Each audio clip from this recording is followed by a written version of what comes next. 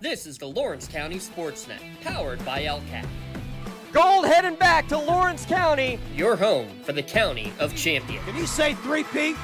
Union Scotties, WPIAL champions. The Neshannock Lancers are PIAA Class 2A state champions once again. Swing and a miss. The Union Scotties. It's double gold for the County of Champions. Wilmington, your District 10 1A champ. Makes the catch. That will do it. Mohawk, back to back. Go celebrate.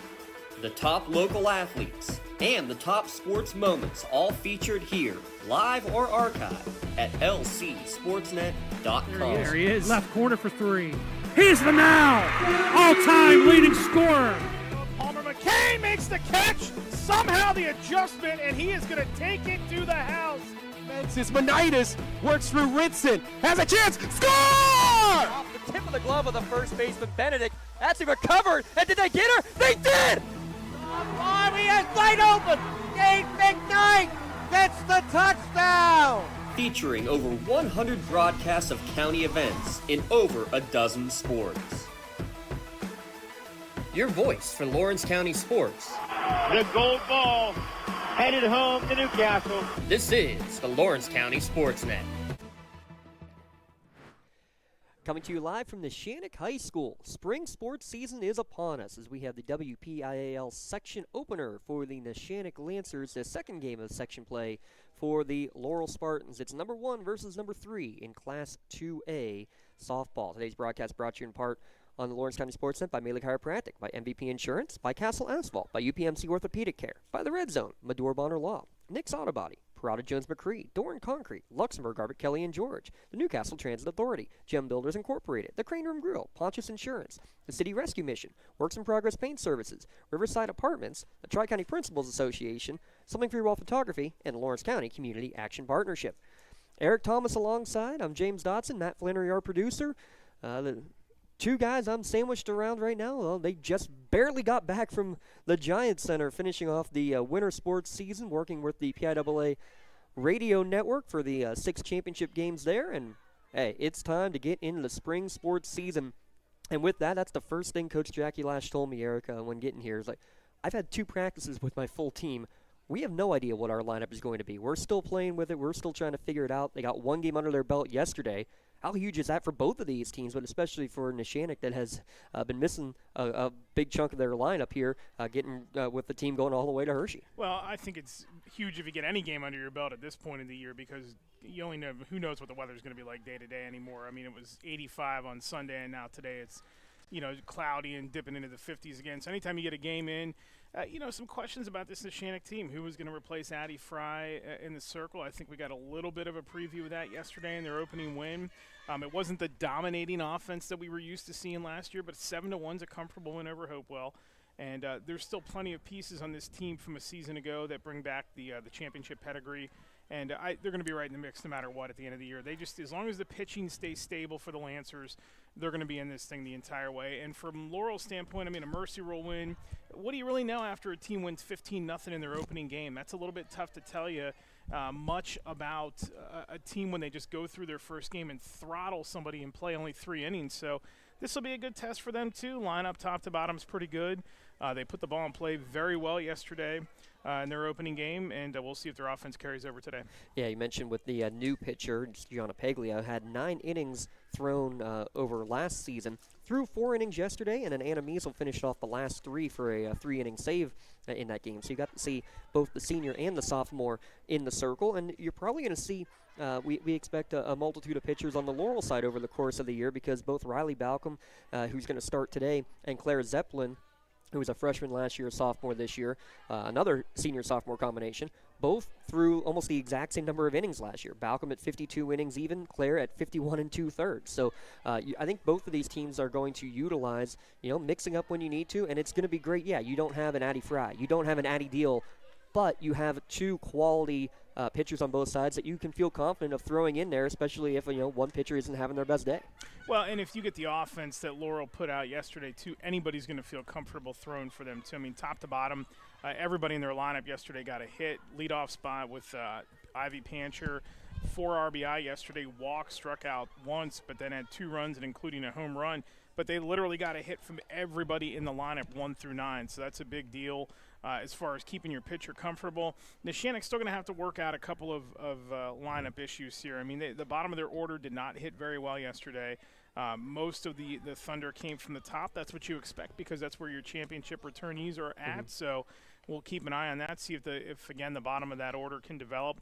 And, look, it's the second game of the year. I mean, there's going to be some flip-flopping of the lineup around, too, and there's going to be, maybe if Neshannock does have to go 2 pitchers this season, maybe that's beneficial to them. Who knows? Maybe, you can change it up from game to game. I know coaches at this level want to keep really just one in there and pitch that person all season long like we saw with Addie Fry for the last couple of years. But maybe having 2 and maybe multiple is not going to be a bad thing. But at the same time, having Abigail Measle for the last couple of years and then Gianna Paglia last year as a secondary option can also save some arms over the course of the year as well. So Paglia will be in the circle through 4 innings of 1-hit ball yesterday as this wraps up our quick Castle Asphalt pregame show. Castle Asphalt providing commercial and residential asphalt paving, site work, and commercial line striping at castleasphalt.com. We'll look at the full batting order for Coach Bill Garraway and his Laurel Spartans here in a moment. The first pitch coming, though, to Ivy Pancher. And it is in there for a called strike 1. Time of pitch 5:29 for the opening pitch of today's contest. Pancher, who hit .439 a year ago.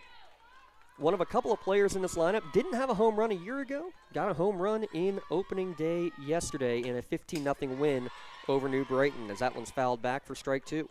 Game time temperature, too, 59 degrees here in Neshannock Township. It says it feels like 59. It really doesn't. There's been cloud cover really since about 2 o'clock, so it feels a little cooler. There's a bit of a breeze that's going, too, so maybe the ball won't be jumping as much here early on. Well, as Coach Quilero puts it, whatever the feels-like temperature is, drop it by 10 degrees when you come up on the hill at Neshannock High School. As a rise ball catches the top of the zone for a called strike 3. Good afternoon, good evening, and good night. An opening strikeout on 3 pitches. Yeah, going right after Pancher, and that's important, too, because you mentioned the home run yesterday. 4 RBIs, also drew a walk and had 2 hits and scored twice. So get her off of that plate first.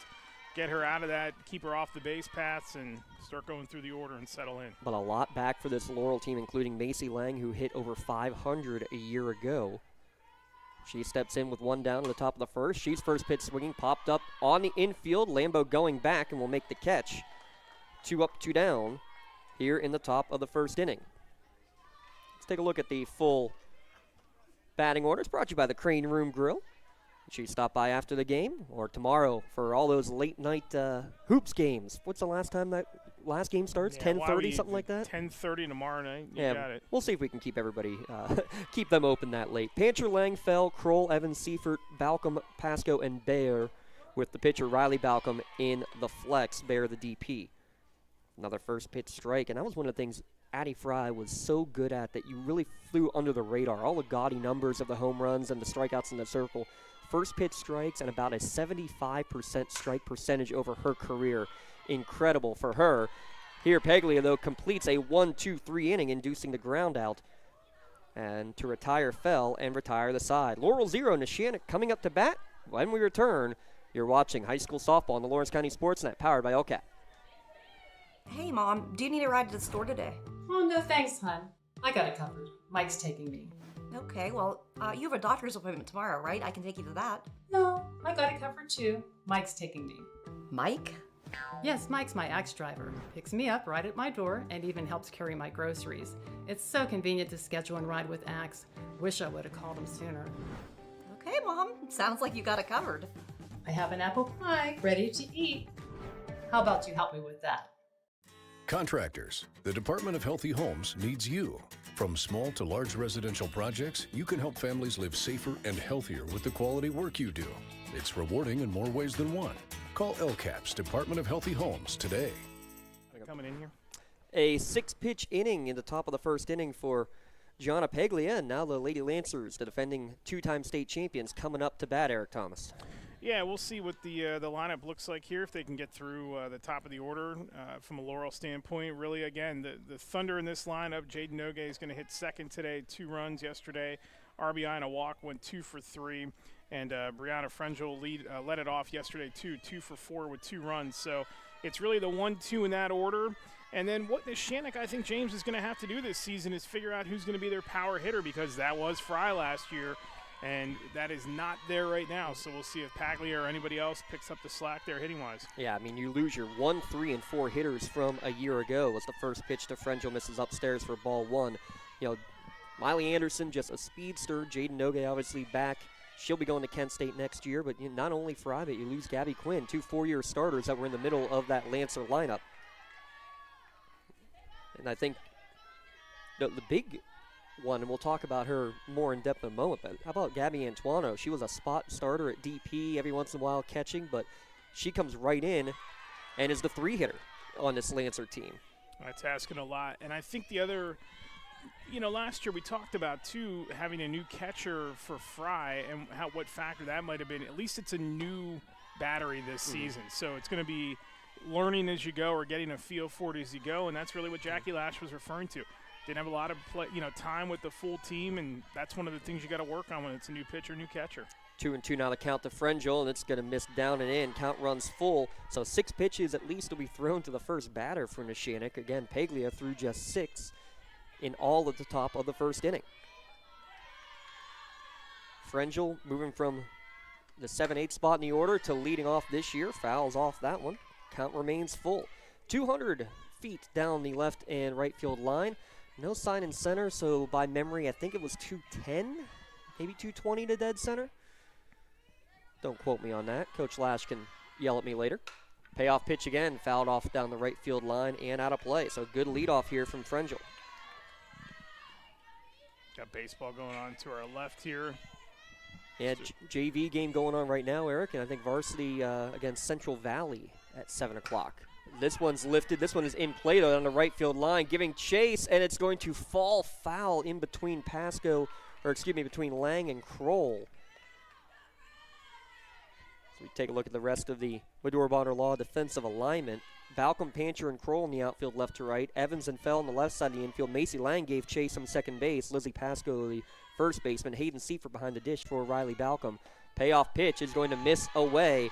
A 9-pitch at bat, but it leads off with the first walk of the game. Good spot here for Jaden Nogue, and yesterday an RBI and a walk, 2 runs. She makes that transition from basketball. Lays this bunt down. Only play will be to first. Good job to move the runner over in the scoring position. Hadn't forgotten how to do that. No, that was a perfectly placed bunt. Good sack.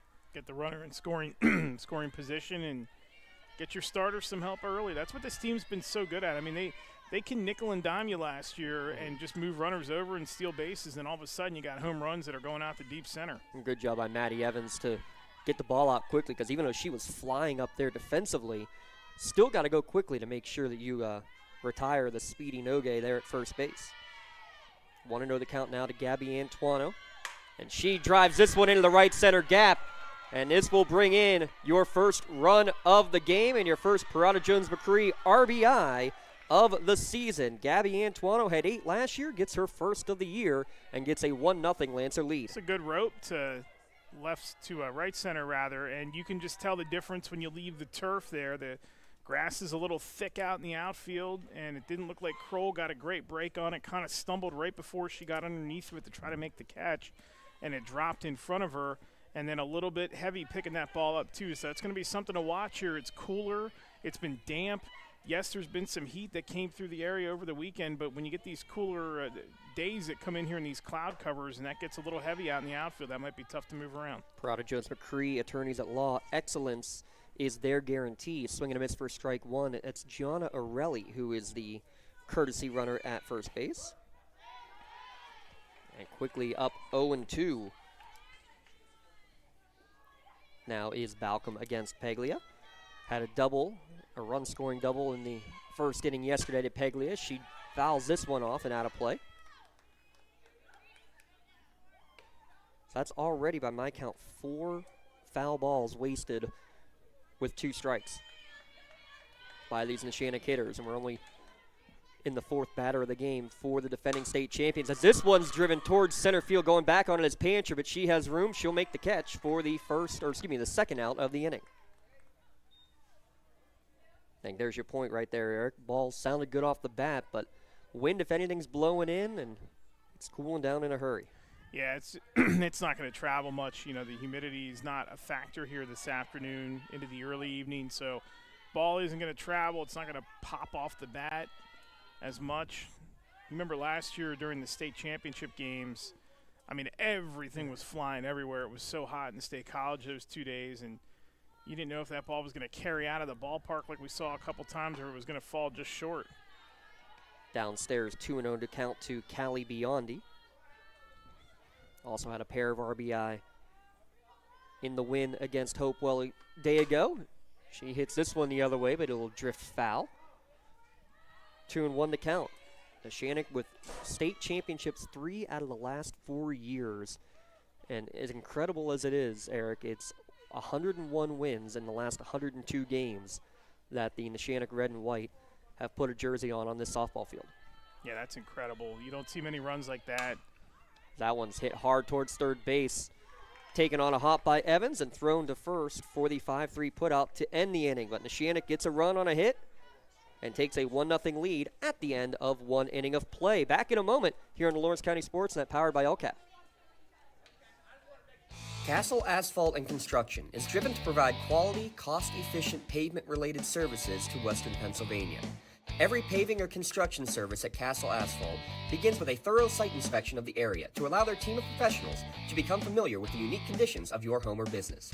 Once the site inspection is complete, Castle Asphalt provides you with a detailed plan of the design, cost, materials, and time of completion, so you know exactly what to expect during your construction. Visit castleasphalt.com to request a quote for your next project and make your dream design come to fruition. Your hip, your knee, your shoulder, whatever has been holding you back, UPMC Orthopedic Care is where you'll find experts to help you get back to a better quality of life. UPMC is pioneering minimally invasive surgeries, and we offer personalized treatment plans and same-day surgery to get you home and moving sooner. It's your ankle, your elbow, your hand, and it's your move. Visit upmc.com/ortho to learn how UPMC can help. 1-0 Neshannock with the lead over Laurel as we hit the top of the second inning. 4, 5, 6 hitters due up. Lexi Kroll first in there. She watches a breaking ball for strike one. Broke at the last minute, too. That was a beautiful pitch by Paglia. You could see that spin coming in on the plate, and then it just broke right up.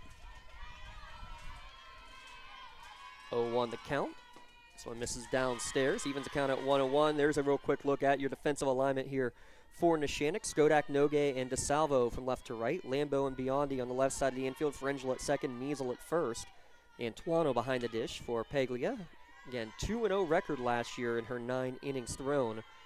Made 4 appearances in the 2025 season. Gets this one lifted into shallow center field, and Nogue almost overran it, but backpedals and makes the catch for the first out of the inning. Yeah, Jaden got a good break on that one. And as we watch the wind here, too, you can see off in the distance, it's sort of blocked out by the fence there in that view, but you can see out in the distance on the football field, the wind is blowing from right to the left as we see it. And then if you look at it from the baseball field side of it, it's blowing out towards that direction. So I can't really tell if it's sort of like a cross, but at least from how we see it here, it's coming across right to left. And Nogue made a nice job to get a good break on that and get underneath of it. Maddie Evans in there, swing and a miss for strike one.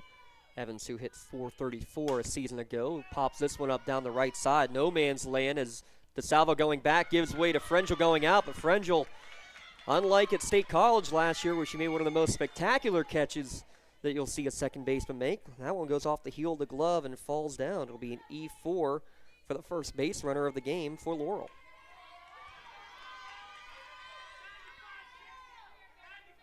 Hayden Seifert. Saw her wearing the Neshannock red, gray, and white on the Hess Ice Rink over the last couple of years. Now back to her home school wearing the Laurel green and white. Watches strike one. By the way, Sharp how good do those Neshannock or the Laurel uniforms look with the pinstripes? Love it. I love those. The old school look with the green pinstripes, absolutely beautiful as that one's fouled back, catches a piece of our home plate umpire, count now 0-2. While we have a moment, we wanted to talk about our LGKG keys to the game. And Eric, let's talk not just keys to the game, but keys to the entire season here for this for both these squads, for both Laurel and Neshannock. Based on yesterday, James, I think it's really the offense for Laurel. I mean, they generated 15 hits, 15 runs, 6 walks yesterday, and hit .591 in that opener. So I think from a pitching standpoint, you want your offense to really command how comfortable you feel. It's a good swing and miss there. Second strikeout of the game and second out of the inning. Go ahead, Eric. And, if they get their offense, if their offense stays moving the way it did in that opener, yes, they're going to run into some good pitching like they are here early, but that's a key for them is to kind of get the offense behind the pitching, settle in, and then your pitcher, whoever it is, becomes way more comfortable. Runner off and going, and Maddie Evans gets a stolen base. That stolen base brought to you by Riverside Apartments. It's a steal at Riverside. It's Newcastle's senior citizen living complex. Conditioning and all utilities. Get more information with Riverside Apartments and see how you can become safe at Riverside. And we're so accustomed to seeing the teams like Neshannock and Union. This one's fisted towards second base. A lot of English on that one. Good play by Frangel to complete the 4-3 putout. Let Eric finish his thought here when we return. Going to the bottom of the second inning, a 1-0 Neshannock lead on the Lawrence County SportsNet, powered by LCAP. Tired of gasoline costs? Why drive? Let the Newcastle Transit Authority take you where you want to go. Serving the city of Newcastle and stops throughout Lawrence County, as well as weekday service to Pittsburgh. Public transportation just makes sense. Why drive when you can relax and ride? For more information or for route schedules, log on to newcastletransit.org. The Newcastle Transit Authority, going your way. And remember, senior citizens ride free.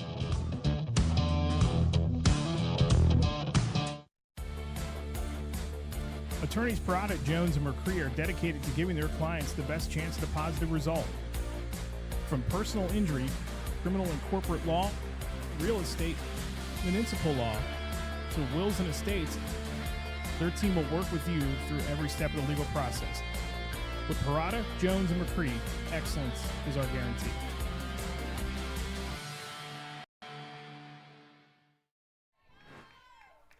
DeSalvo, Measle, and Skodak in the bottom of the second due up for the Lancers, leading 1-0 against Laurel. 1 versus 3 in the Trib Lives rankings for WPIAL Class 2A softball teams. But Eric, you were talking about, you're going to run into some better pitching and some, lackluster pitching in your section play. But in the end, it's all about just, being consistent and, getting your reps in and then taking advantage, small ball when you need to. But, using like that, stolen bases, that was their name of their game last year.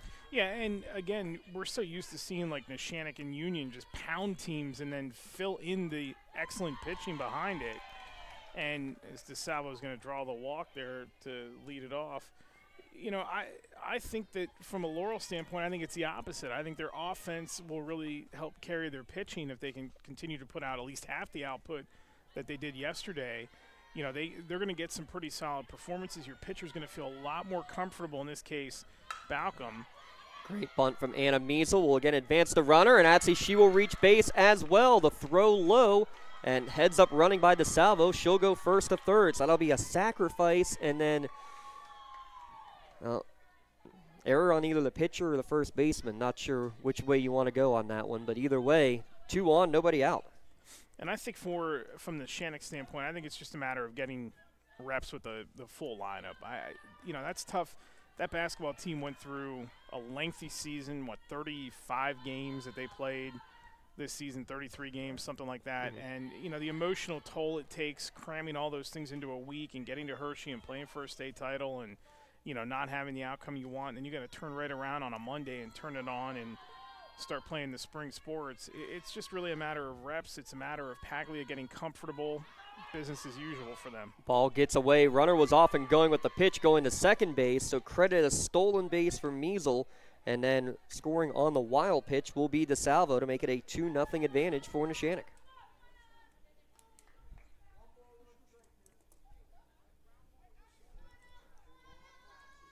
1-1 now the count to Ella Skodak. She squares the bunt and misses on it. 1-2 the count. Softball games going on today. Elwood City traveling to Shenango. Newcastle against North Hills. That's a big one. I'll get a score update on that here in a moment. And Union against Moon. That game a later start. Big non-section game there. Skodak lifts this one to center field. Pancher will settle under it and make the catch. Runners hold for the first out of the inning. Eric, let's talk about our Nick's Auto Body impact players for this team, and especially for Laurel. So many players back. Ivy Pancher been roaming center field for a while, a leadoff batter for them for the last couple of years. She's somebody that you know that this Laurel team's going to trust on both sides of the ball. Yeah, solid defense, good hitter, and, can call it out in the outfield, too, as she sees it, and just has a good read for things. We've seen a couple of balls that are flown out to her already in this game, and she's got a good feel for where the ball is, how to judge it. Your center fielder really in softball, I think, is your most important player defensively, along really with your shortstop or your second baseman. Those middle infielders, I think, are critical as well. But, just has a good feel for things out in the outfield. And Lambo able to get that one down at first, but it is – did they call a foul? I thought home plate umpire. Yeah, there we go. Now Lambo thinks she's out, that she's done the job, but she should still be up.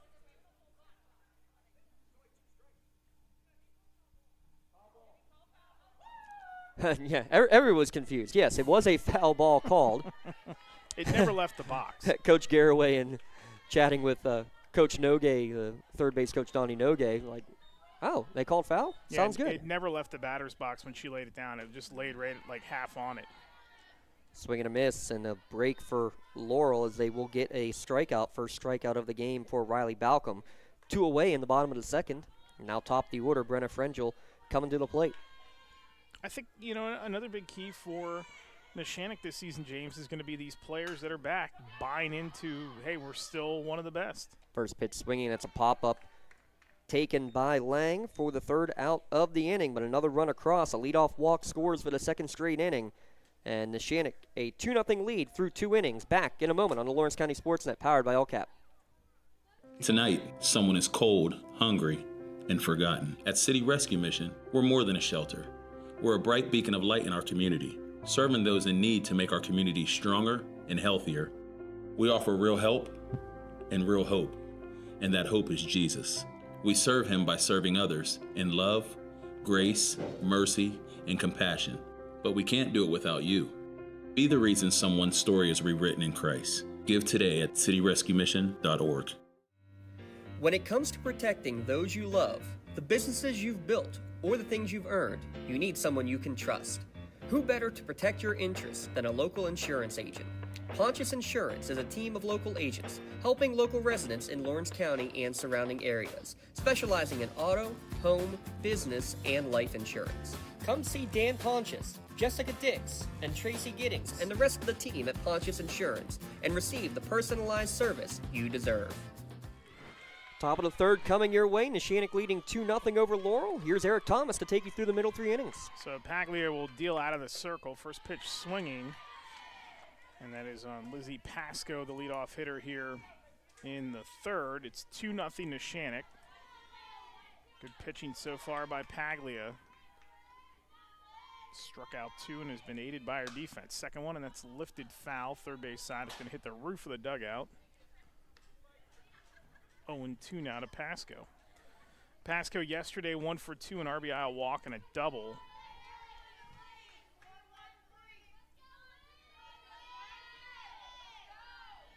Stands in, chokes up on the bat slightly, and Paglia delivers. Hit foul into the backstop. Stays at 0-2. The wind is still blowing pretty significantly as we see it out towards the football field. That would be like deep center, like way deep center field. So get over there, and it's still blowing from right to left as Pasco taps that one foul. Good job by Pasco here, though, to get a couple of fouled off and increase the pitch count because just 15 pitches through the first 2 innings for Peglia. And how about this? 8 batters faced, 8 first pitch strikes thrown by G. Swing and a miss, and Pasco is gone swinging. That is the 3rd strikeout for Paglia, 1 away here in the 3rd. 2-0 Neshannock, and that'll bring us to Alexis Bear, the left fielder. Remind you that this is our Melee Chiropractic inning. Melee Chiropractic will have our Melee Minute in between the top and bottom of the 3rd inning. Run down everything going on so far in Lawrence County softball. That one hit foul to the backstop once again. Yeah, absolutely impressive. I mean, again, we mentioned it, what Addie Fry now at Providence, what she was so good at was throwing strikes, especially first pitch strikes. But to be able to do this coming in, only your first section start against a quality opponent. That one outside for ball 1. It's 1-1 now to Bear. I mean, I say that. I mean, Addie Fry was a 75% strike thrower last year. Guess what Peglia was? 76. He's like, hey, don't forget me. I can throw to strikes too. Pound the zone. That one hits the outside corner of the plate for strike 2. 1-2 now to Bear. Bear yesterday was 1 for 1 with a run and 2 walks. Again, chokes up on the bat. You love having your 9-hitter be able to at least get on base. Doesn't matter how. 2 walks and a hit. That one's flared out into shallow right and just off the reach of Frangel, and it drops in for what's going to be a base hit for Laurel. Yeah, tough play there, and Frangel's upset with herself. The one in the last inning she definitely should have caught. That one would have been a miraculous, incredible catch. One that she still feels she should have had, but definitely a single and a great job by the 9-hitter to move it over, and that'll be Ivy Pancher up to bat. First hit of the afternoon, the evening for Laurel is Paglia. Swing and a miss for Pancher. Struck out, throw down to second, and they get Bear at second.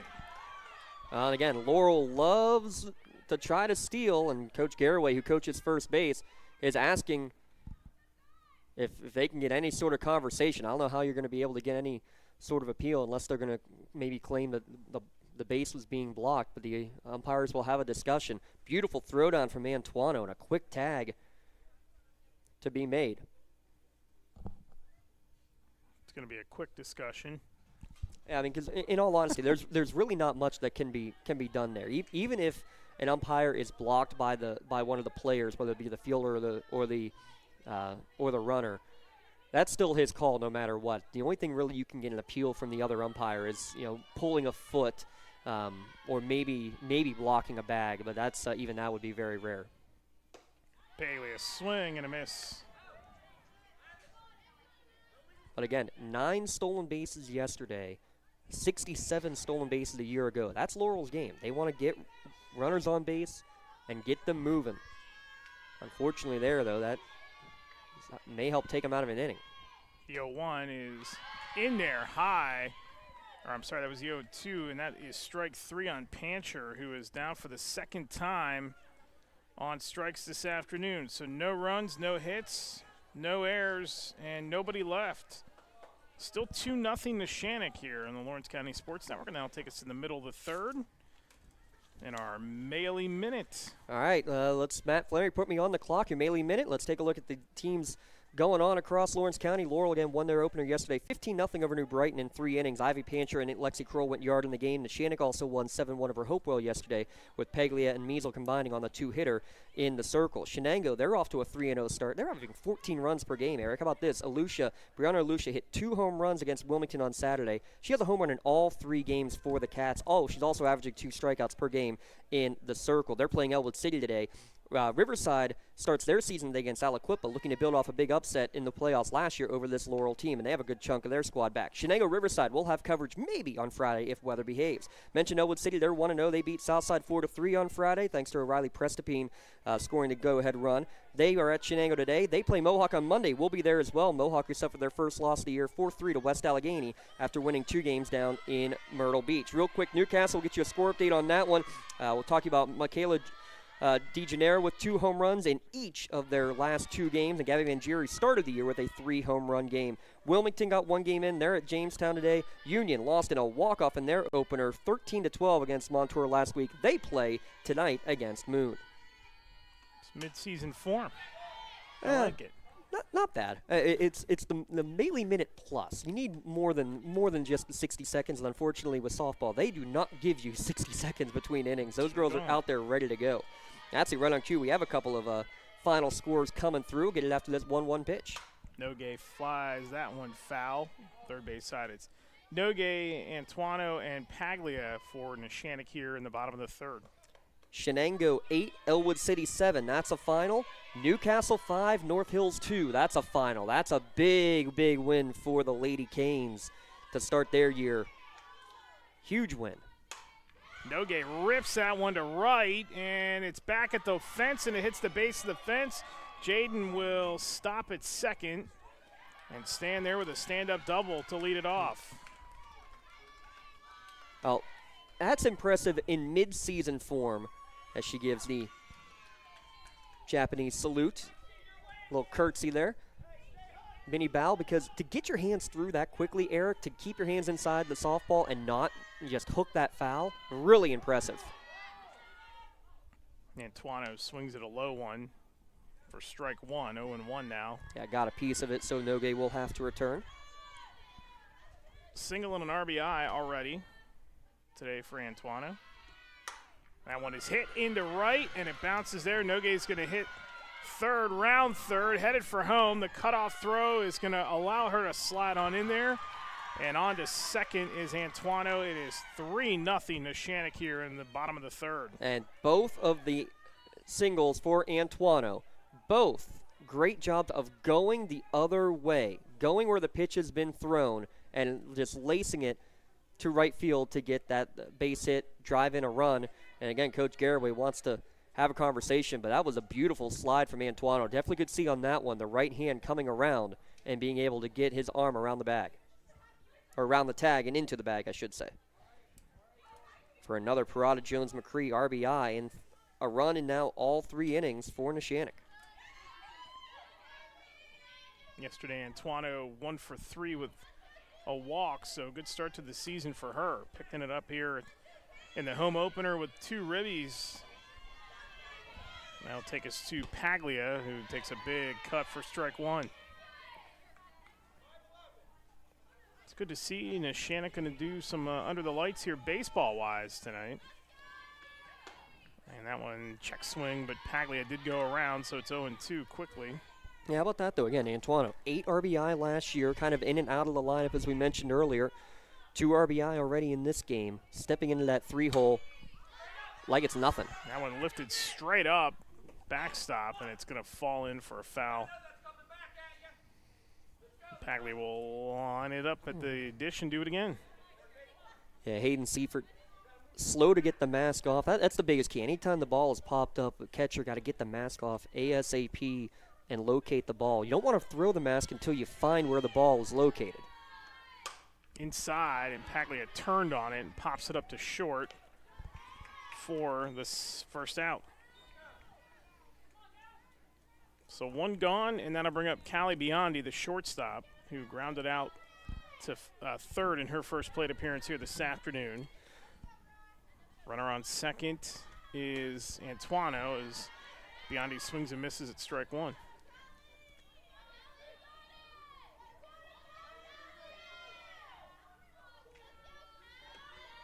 Malcolm doing a nice job here in this inning. That one fouled straight back to us. It's 0-2 quickly to Biondi. So Shenango's now 4-0 after their win today. Inside, and Biondi fouls that one off the inside portion of the plate. Stays 0-2, 1 gone, 3-0 Neshannock.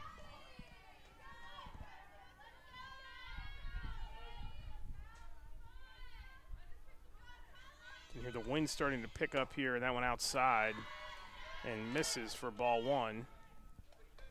I mentioned Alusha, home run in all 3 games. Did not get one today, but Jalen Herman did for Shenango. And Biondi swinging a miss, strike 3. And that'll bring up Gianna DeSalvo, who walked and scored a run her first time up. 2 gone here. But what's been the common denominator of all 3 of these runs scored, Eric? Leadoff batter getting on base. If a leadoff batter gets on base, it's about a 60% time in high school baseball or softball that they're going to score. Swing and a miss for DeSalvo for strike one, and it's 0-1.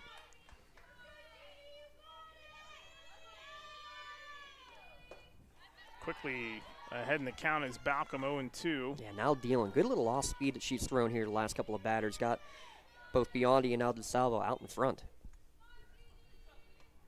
That one fouled, first base side, out of play. And Newcastle lost a couple of one-run games to North Hills last year. Eric kept them out of the playoffs by just that one game. That's a huge win to keep them undefeated.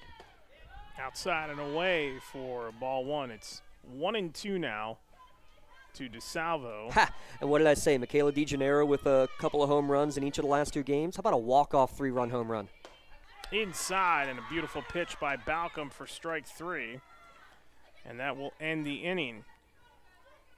1 run on 2 hits, no errors, and 1 left. Neshannock through 3 leads at 3-0 on the Lawrence County Sports Network, powered by LCAP.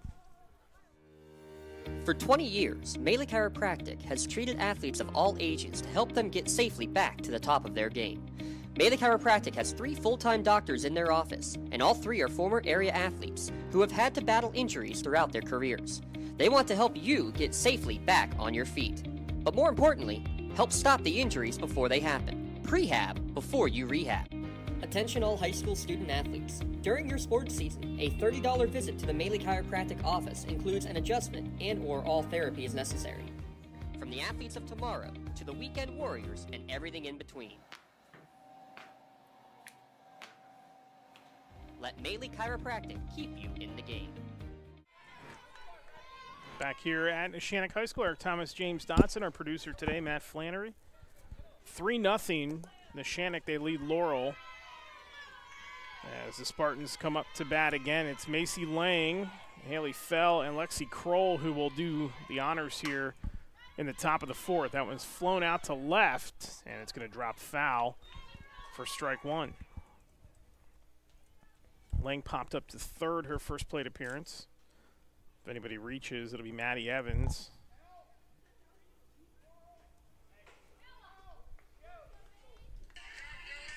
Lang was 1 for 3 yesterday. Stands in, Paglia looks. The 0-1. Lang slaps that one to short. And the throw over to first in time by Biondi, and there's one gone.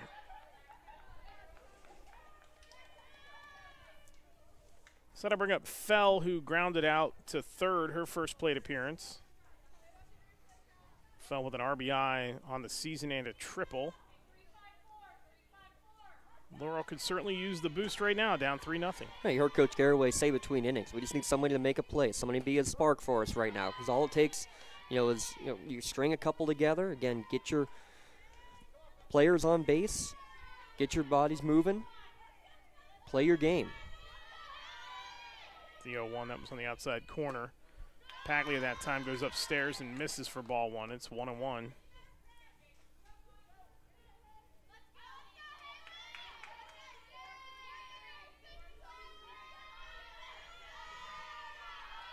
Lights are on here at Neshannock High School, but it's still plenty of daylight left. That one is punched in the air, foul territory, and on to make the juggling play is going to be Frangel. That was beautifully done to bobble it and catch it in foul territory for out number 2. And she laughs because that one extremely reminiscent in foul territory of the catch that she made there at State College in the championship game. And how crazy is it, the last out of the game in each of the 3 state championships for Neshannock have been down the right field line. 2 caught by the right fielder, and then the one last year caught by Brenna, the second baseman going back. That one is tipped fair to 3rd, and on to first in time. The throw by Lambo, and it's a 1-2-3 inning for Paglia once again. No runs, no hits, no errors, nobody left. Still 3-0 Lancers on the Lawrence County Sports Network, powered by LCAP.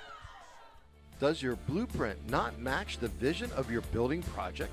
Not with Creative Edge Architecture. From concept to creation, Jeff Measle will help tackle the complex problems, creating design solutions and construction experience. Creative Edge gives you the edge design and construction meet. Like in sports, it takes a great team to protect you, your family, and your business. MVP Insurance is that team. From home and auto to life and commercial insurance, you can count on us for coverage that adapts to your needs. We're committed to excellence for our clients' experience and in serving our community. It's a winning combination. MVP Insurance. Don't get left on the sidelines. Log on to mvpins.com or call today to get your free quote. Congratulations to our February LCAP Team of the Month. Lawrence County SportsNet is proud to honor Wilmington Girls Basketball as the LCAP Team of the Month after winning their first ever District 10 championship in school history. Congratulations to Coach Mike Jekovich and the Wilmington Girls Basketball Team, our LCAP Team of the Month. And Amiso leads it off for Neshannock here in the bottom of the fourth. They have a 3-0 lead. Skodak and Lambo after that. As Balcom continues to work here for Laurel. Amiso swing and a miss, and it's 0-2. And this is, I think, both teams' Achilles heel is going to be the bottom of the order. As you mentioned, obviously the firepower you've seen 1 through 9 over the last 4 years for Neshannock. I mean, 4 years ago, I think all 9 of those starters are playing D1 or D2 softball. That one hits the outside corner, and Miesel looks at it for strike 3, and there's one gone. So that's 3 straight retired with the punch out now by Riley Balcom. Starting to get into a groove here in the 4th inning. Make it 4. Paglia to short, 2 strikeouts, 3 strikeouts in a row, 4 straight. Yeah. As Skodak stands in there, Skodak flew out to center her first appearance here this afternoon. And now 4 strikeouts in the game. Shows bunt, and that one is high and away. It's 1-1. She's gotten her rhythm here, Eric. She's gotten into the rhythm, working a little bit quickly, but within herself and under control. I think you're right about the bottom of the lineup, too. It's softball teams a lot of times, and baseball teams, too. I'm a huge fan of stacking and really going the double leadoff type guy or girl. Have, like a second leadoff hitter in your 9 spot. Really set the table for your power in your lineup. Is swing and a miss by Skodak, and it's 2-2. I think the Neshannock's going to have to try to find that. This is, now we're starting to see some turnover. There's going to be even more next year for them. That one is low and inside for ball 3, and it's a full count. We knew this was going to happen, but there is still plenty of firepower in this lineup to continue the streak that they're on. That one is hit foul dangerously into the Neshannock dugout. Barb's got it covered. Barb Kennard, longtime trainer here. Long day yesterday. She was part of the track meet helping out, then softball played at 5, and then baseball at 7. Similar scenario today. That one is low and away, and it's going to be a walk for Skodak. 3rd free pass issued by Balcom. The first 2 each have scored for Neshannock. This one, a 1-out walk, though, brings Olivia Lambo to the plate. To go back to your point, too, James, 0 for 5 yesterday with a strikeout, the bottom 3 in the order. That one is laid down almost perfectly, as getting up the line was Lambo, and over to second is Skodak, so it's going to go as a sacrifice. Almost perfectly. I'm not sure how much better you could have placed that. Good job by Maddie Evans defensively flying up, able to get the out over at first base. So that moves Skodak to second, and that gets us back to the top of the order here with Frangel, who was walked, scored a run, and popped up to second. That one is low for ball 1. It's amazing to me, and we just get done with basketball, and now we start spring sports, and in a couple months we're going to be talking about football, and that blows my mind, as that one is flown in the air, foul territory, right field side, and gets into the bullpen. Just amazing how it all goes by so fast. Wilmington defeats Jamestown 10-9. Avery Harlan, how about a home run and 4 ribbies for Avery? That one is ripped up the middle and center. It's over the head of Pancher, all the way to the wall, and rounding second and third. Coming home is Skodak, and into second is going to be Frangel with an RBI double. A lot of 1s up on that board. Looks like binary on the scoreboard right now, but it's all 0s for Laurel. All 1s in each inning for Neshannock, and with 3 walks issued by Riley Balcom, all have come around to score. That's what great teams do. They make you pay for any little mistake you make, whether it be an error or a free pass like that. I mean, because Riley has pitched really, really well, Eric. Let's be very frank about that. She's pitched very well. The issue is, the 3 walks, they've all come around to score. Nogue stands in and looks at an outside one for the strike. 2 gone here, but it's 4-0 Neshannock. As Nogue will stand in the count at 1-1. That one misses for ball 2. It's 2-1. Frangel on second with the RBI double. Nogue watches that one go low. You can be a little safe here with the open base at first, but keep in mind it is the 3-hitter, Gabby Antoine, are already a couple of RBI base hits for her. Standing in the on-deck circle. 3-1 pitch on the way from Balcom. Nogue watches that one outside corner, and it hits it for strike 2, and it's 3-2.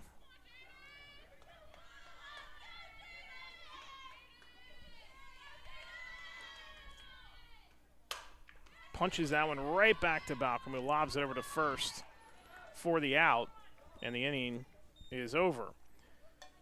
1 run on 1 hit.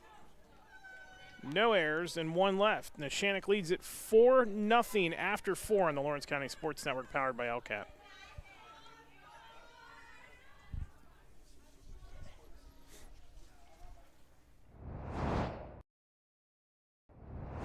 When the high school season heats up, make sure you have the best gear to support your school. Head to the Red Zone on Wilmington Road in Neshannock for all your county sporting apparel needs. From sporting goods to custom apparel to embroidery and more, the Red Zone has it all. Quality gear for all 8 schools in the County of Champions. Stop by and enter the Red Zone or visit them online at theredzonesports.com. Score big at the Red Zone. Works in Progress Painting wishes a successful and satisfying season to all the Lawrence County sports teams and athletes. Work hard and bring honor to your team, school, and family in how you play. Joe Wright and his family have been providing painting, window cleaning, and other property services for business and homeowners in the Lawrence County area for over 10 years. Their goal on every project is to provide a meaningful service that honors their customer, God, and their family, and to have fun while doing it. Works in Progress is now booking interior painting projects for both residential and commercial projects. Call Joe today at 724-714-4294 to discuss your next project. Back here at Neshannock High School, Eric Thomas, James Dotson with you. Top of the 5th inning. It is Neshannock in front by a count of 4-0. Maddie Evans, Hayden Seifert, and Haley Balcom to do the honors here for Laurel as they stand in against Paglia, who's been magnificent here in this game. Sticks across the way for Neshannock. 1 run in each of the first 4 innings as that one's hit foul.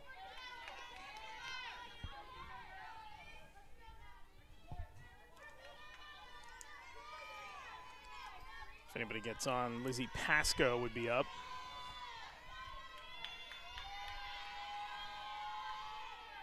That one is flown in the air foul, and it's going to hit in foul territory for strike 2. 0-2 now the count.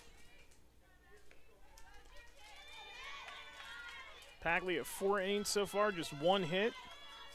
And that was her 32nd pitch, or 36th pitch, I beg your pardon. 33 of them for strikes.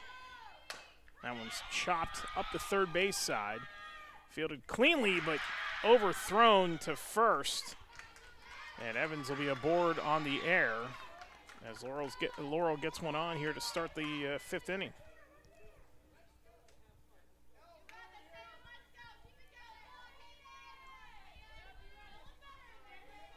Going to bring up Hayden Seifert, who struck out her first time up today.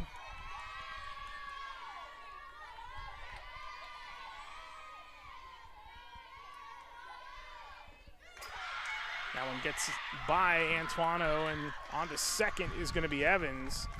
And Laurel's got a runner in scoring position here with no outs in the top of the 5th.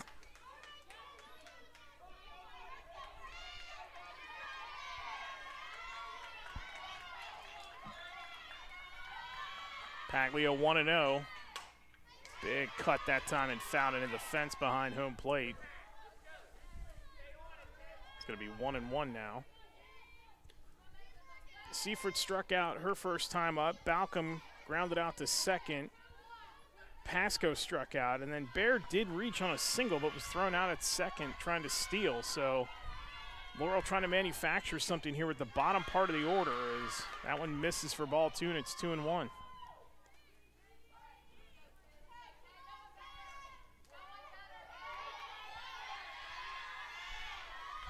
Paglia checks that wristband, winds and fires, and that one is low and outside, and it's ball 3. 3-1 now on Evans, who reached on an error her first time up. Or on Seifert, I beg your pardon, who struck out. Evans has reached twice on 2 errors here today. Stands at second. Paglia delivers. That one's hit foul into the fence behind home plate once again, and we'll do it again. It's 3-2.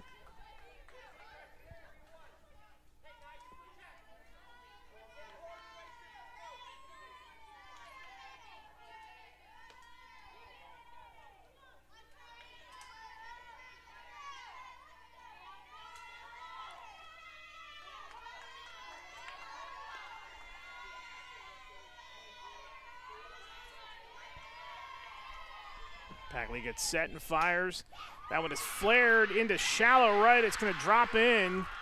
Rounding third, but stopping there is going to be Evans, and there's 2 on with no outs here for Laurel in the top of the 5th.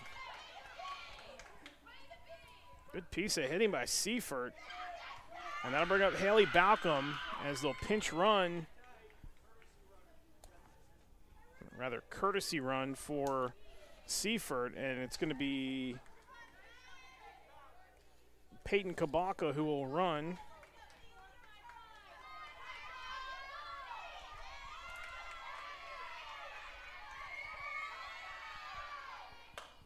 That one slapped to third. The only play is going to be over to first. The run will score. And getting to second is Kabaka, but Laurel gets its first run of the afternoon on the ground out by Balcom. It's going to be 4-1.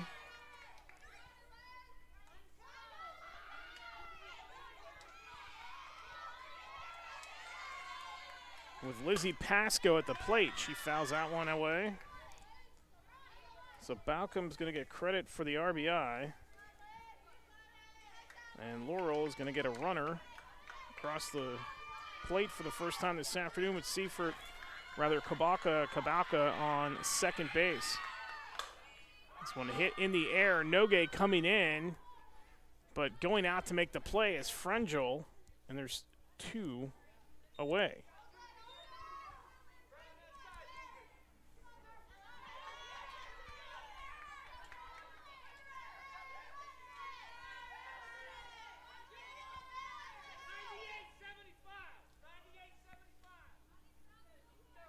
So 2 gone. Paglia gets set to deliver. Showing the bunt is Alexis Bear. Throw down to third is bobbled and getting away at third, and coming home to score is going to be Kabaka, and all of a sudden we got ourselves a 4-2 ball game.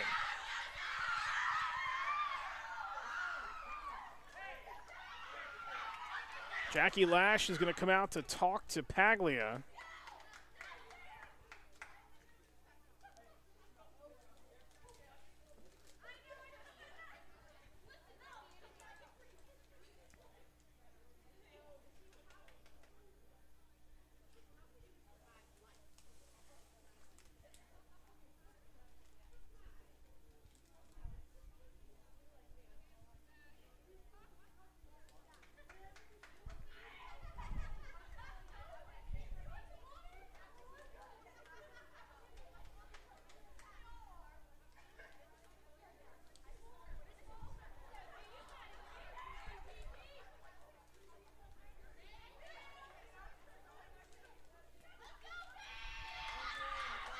So Lash, after the conversation with Paglia,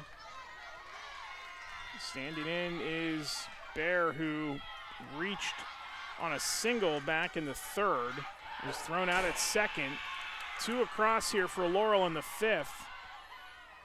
Paglia delivers, and that is low for the ball. A little bit of life here, Eric. That's all it takes. And again, using the stolen base to their advantage. This one flown out towards right. Frangel is there. She's been busy with the last 2 putouts. And Neshannock is going to get out of the inning with no further damage done. But 2 runs on a hit. There was 1 throwing error and none left. Laurel gets a couple of runs across. They cut it to 4-2 with Neshannock coming to bat on the Lawrence County Sports Network powered by LCAP. I love what I do because coming in every day is different. How can you not enjoy these kids coming up and hugging you and giving you these great smiles all throughout the day? Seeing the progress that our kids make every single day is one of the reasons I love coming to school. What should we do? We have fun. LCAP Early Learning Centers is hiring. Help empower young minds in Lawrence County and become a superhero today. Apply at lcap.org. At Medore Bonner Law, we're more than just attorneys. We're your community partners. With a combined experience that spans decades, attorneys Jason Medore, Michael Bonner, and Greg Rossitelli are your trusted advisors for all legal matters. From personal injury to estate planning, business law to family disputes, we are here to guide you through every step of the legal process. Our full-service, community-based approach ensures that you're not just a client, but a valued member of our family. Give us a call or visit us online at MedoreBonnerLaw.com for more information. Back here at Neshannock High School, Eric Thomas, James Dotson, as Antuano leads it off here in the bottom of the 5th. 4-2 Neshannock after 2 runs plate for Laurel in the top of the inning. That one is high for ball 2. It's 2-1. It's Antuano, Paglia, and Biondi for the Lancers. 2 runs, 1 hit, and 2 errors in that inning,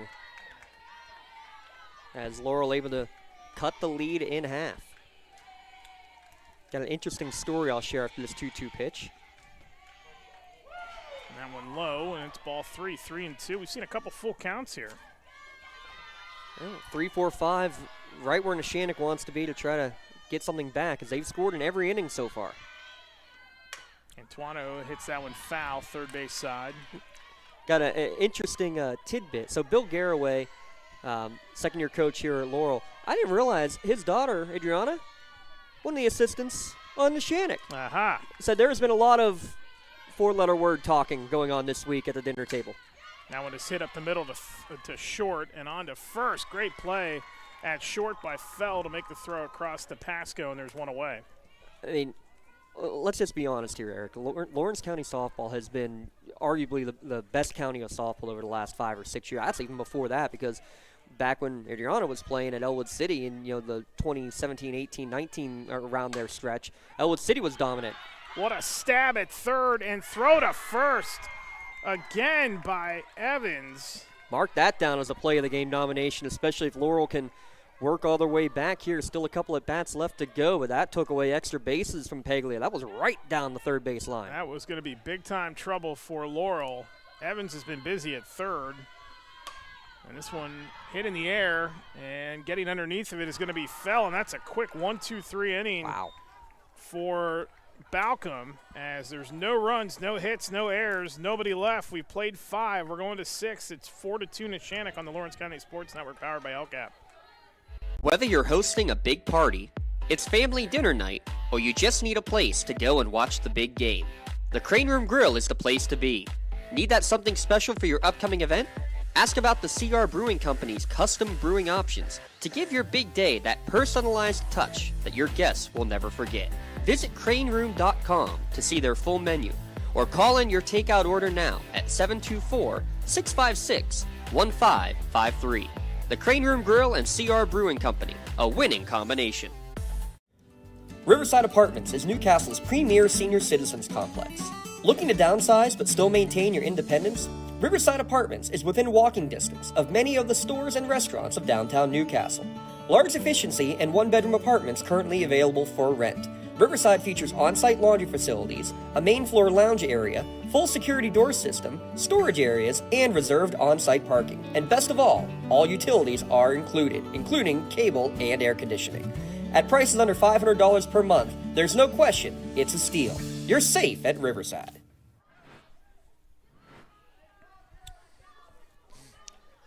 Top of the sixth inning coming up, a 4-2 lead for Neshannock, but Laurel with some momentum. They get 2 unearned runs in the top of the fifth. Now they got the top of the order up after a 1-2-3 inning in the bottom of the fifth. As first pitch swinging is Ivy Pancher, fouls it back to the screen. Pancher, Lang, and Fell out there. Wanted to mention the foundation of today's game. Foundation play for the two coaches. I mentioned about Coach Bill Garraway, his second year. Obviously, the legendary run so far for Coach Jackie Lash, now in her 8th season, 9th year as the head coach of Neshannock. How about both of them coaching first base? And actually, you're seeing a lot more of that. Now, Mohawk baseball coach Nick Mariano also just likes to be over the first base box rather than third base. Very interesting, and trust. So many high school coaches want to be the one at third base, the one calling the plays and the shots all the time. Yeah, I think you're seeing that as a growing trend. And, it's when you're at this level, of course, you got to do pretty much everything. There's no first base coach and no third base coach, no hitting coach, that kind of thing. It's pretty much all or nothing. But you got to be involved, and I think it's easy. It puts the players at ease, too, especially when they're at the dish. They can look down the line, see their coach, know what he wants. 3-1 now the count. Laurel, the only team with a section win, Eric, as they defeated New Brighton yesterday. No, it's the only team with any section games being played before today. 3-1 here to Pancher. Foul back to the screen, count runs full.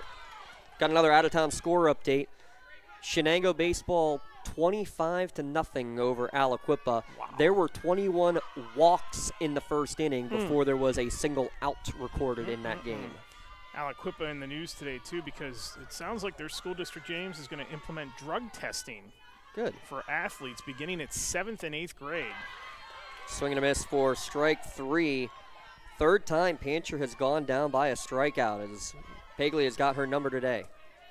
I'm all for any extracurricular activity, Eric, should be subject to, I hate to say it, as a teacher, I'm seeing it with the vapes, especially big time part of school.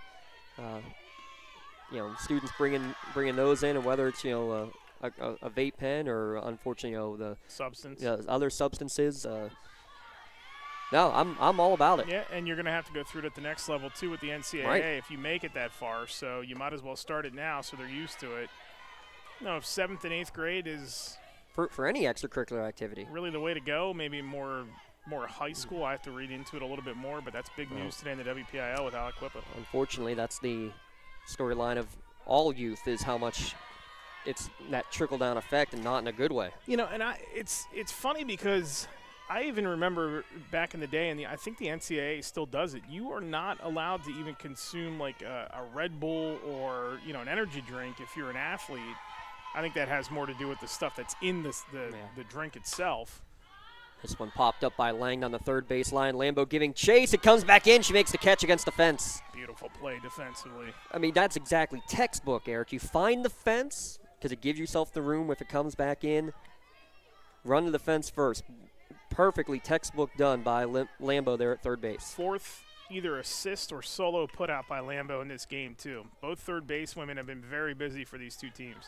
But just to go back to that point, but then yet you go to some venues in the NCAA, one specifically Division II that I was at in the last week, and they sell energy drinks at the concession stand. I'm not quite sure I quite understand it, but I remember having friends who were athletic directors and stuff. They're like, you can't even have that type of substance or take like a 5-hour energy or anything like that. Yeah, because it could end up registering, as one of the banned substances. I get it. Yep.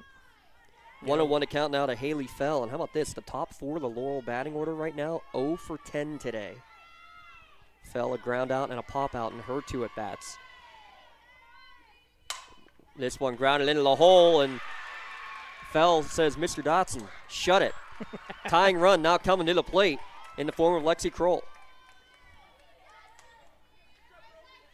Yeah, Laurel has been scrappy here, and we said that today it's been the opposite of what I said that I think we'll see with this team. With their offense being limited, Balcom has kept them in this game and really put some clamps on Neshannock for the most part. Hasn't allowed more than a single run in any inning, and it's been the pitching that they've relied on here today to keep them afloat. And now the offense has a chance here to really bust out and make Neshannock pay.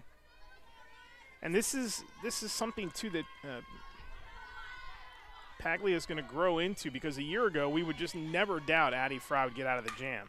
Good job going the other way. Hits the 6-5 hole as Lexi Kroll. A back-to-back singles. Only 2 hits through the first 5 innings. A little 2-out magic here for Laurel. Maddie Evans will now come to the plate. 2 for 3 yesterday with a ribby.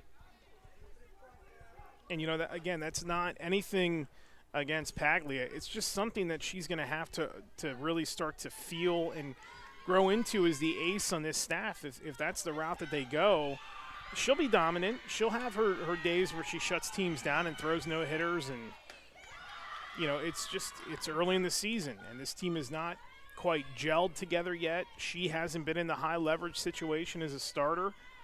You have to kind of learn. It's trial by fire here, really. Yeah, and, what do you get? 2 days of practice, a great Hopewell team, and, oh, by the way, your local rival, who's the number 3 team.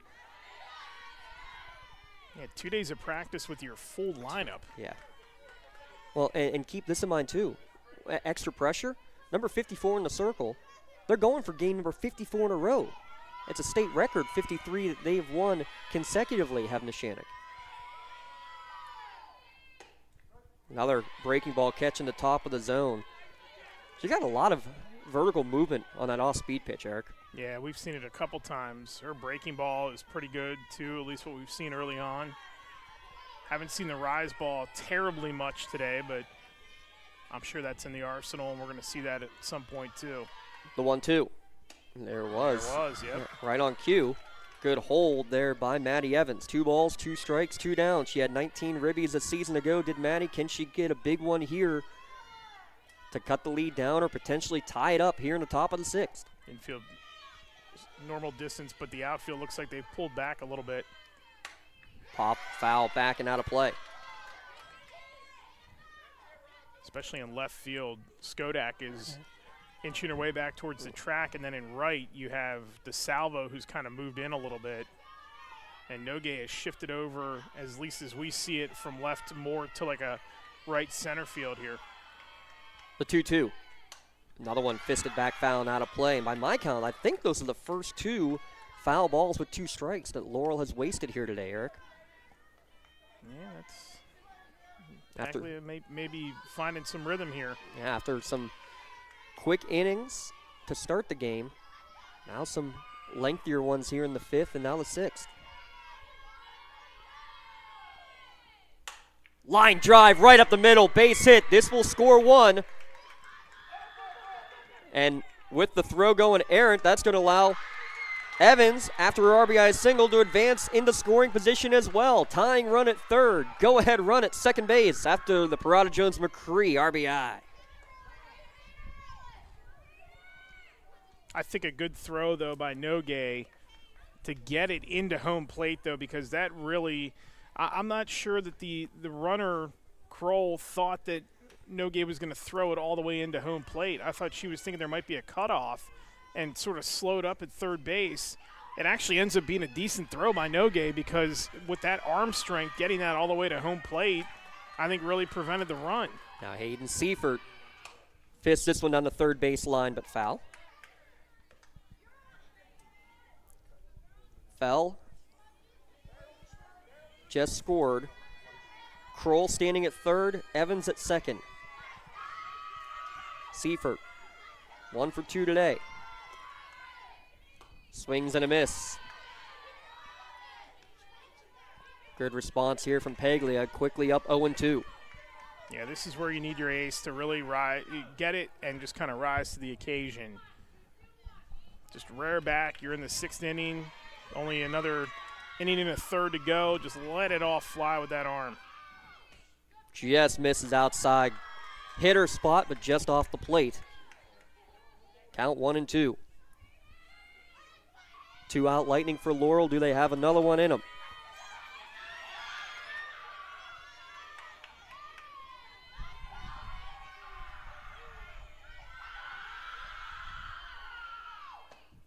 Cutter misses in.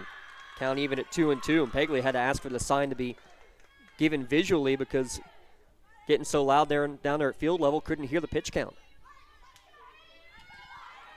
The amount of spin on that cutter she just threw, too. It just didn't break back over the plate. 2 balls, 2 strikes, 2 down. Oh. Misses up. Not by much. That's twice in that outside corner. That one looked a little bit more like a strike to me. It's always tough to tell from our vantage up here of how high it is in the zone. Now the payoff pitch coming to Seifert.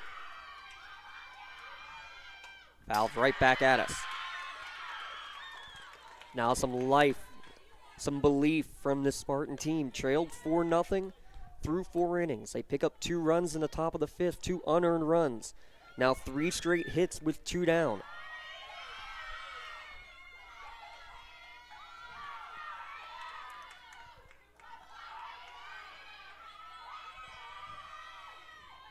Haglia winds and fires.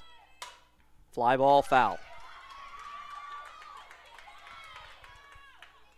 We'll do it again. And again, Eric, there's now getting to the point where pitch count is getting up, getting a little more tired. They're seen a 3rd time through the order. Yeah, this will be Paglia's 78th pitch. 58 of them for strikes here in 5 2/3. Remember that. There was 15 pitches through the first 2 innings. Payoff pitch again. Fly ball to center field. Nogue barely has to move. Right at her. She makes the catch to end the threat. 2 runners left in scoring position, but another run across. Laurel cuts the lead down to 4-3. 1 run on 3 hits in the inning. Back in a moment. Lancers lead by 1 here on Lawrence County SportsNet, powered by LCAP. Your hip, your knee, your shoulder, whatever has been holding you back, UPMC Orthopedic Care is where you'll find experts to help you get back to a better quality of life.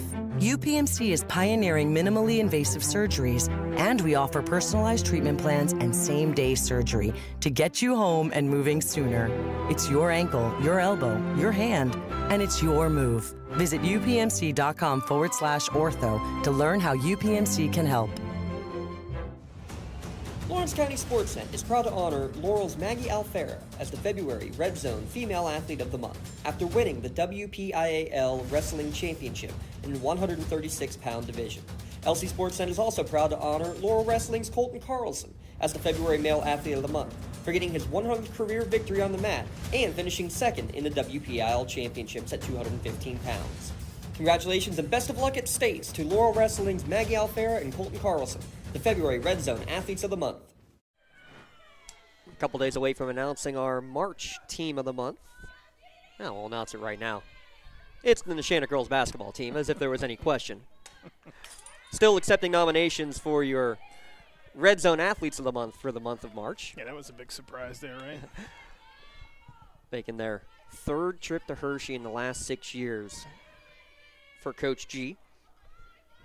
At the plate is one of the 2 G's on the Laurel team, Gianna DeSalvo, or on the Neshannock team, excuse me. A 2-1 count to DeSalvo, walked and scored in the 2nd. I guess Coach G has gone south for the time being. I was taking a peek as I was walking around between innings there, Eric, and didn't see her, but oh yeah, she's enjoying a nice vacation, I'm hopeful. Well, I'm sure probably tuning in to see what the Lady Lancers have to offer here. 2-2 pitch is going to be popped back, foul, and out of play by DeSalvo. Just tuning in, hearing our voices and going, oh, it's them again. Big thanks to her. She came over and talked to you guys after the game on the network. That was awesome. Yeah, that was really cool. And, talking to these coaches before the basketball games, and we had it prearranged with the PIAA. Great off-speed pitch there by Balcom. Beautiful. That was beautiful. We had it prearranged with them to bring over a player after the game for our radio network coverage, and just unbeknownst to us and kind of to our surprise, Luann came over afterwards, and I really commend her for that. She was very stand-up, wrote the story for the Trib too, and she was very blunt in her assessment of the game and very straightforward with me after the game, and that's much appreciated. She is one of the absolute best. 46 years, we expect nothing different than that brutal honesty from Coach G, and that's what we've always loved about it. Enjoy your vacation, Coach, and we'll see you at these games, I'm sure, very soon.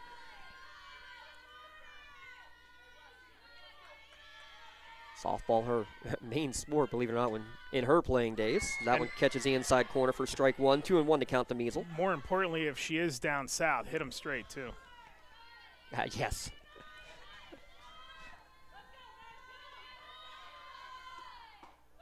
Three and one now the count as that one misses downstairs.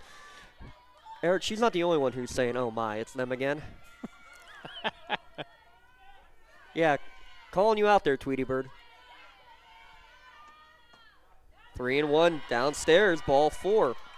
One out walk. The fourth walk issued in the game by Riley Balcom. But we'll say it again, Eric. What's happened to the first three who have walked?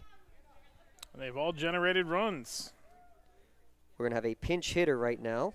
33 for 3. Lily Kane will be hitting. But we are going to have a Pontius Insurance trip to the mound first off.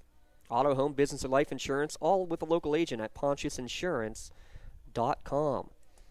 Give a shout out to our powering sponsor while we have a moment, Lawrence County Community Action Partnership. LCAP Early Learning has immediate openings right now in child care and preschool classrooms all around Lawrence County. lccap.org for more information and see how you can sign up one of those LCAP classrooms right here at Neshannock, in the Neshannock building as well. So Lily Kane had a pinch hit appearance yesterday. First pitch to her, misses downstairs for ball one. Kane, the hero in the state semis, ties a career high with 15 points, including number 33. How about this? She had 3 threes all year. Nobody could hit a shot in that game for Neshannock. She comes off the bench and drains 2 of them in the fourth quarter. Yeah, let's see what she does on the diamond here. And, I was really impressed with her as a young player. We saw her in the first round of states, too, against Burgettstown, come through with some big shots, 14 points in that second half when Peyton Newman was slowed by injury. And, the world is really at her fingertips, and I think is going to be the future. We talked about that basketball program here for Neshannock. She is the future of that basketball program, no question. An intimidating presence, a 6-footer in the batter's box. Draws a full count. Measle, the runner at first with 1 down. Payoff pitch. Another one fouled back. Got that long reach across that batter's box there to poke that foul. So that's going to be a factor. Pitchers are eventually going to start to figure her out, but, at 6'1", we'll be able to extend that at-bat and that reach across the plate there to maybe poke one. Grounds this one up the middle, taken by Fellett short for 1. On to first base is going to be a little too late.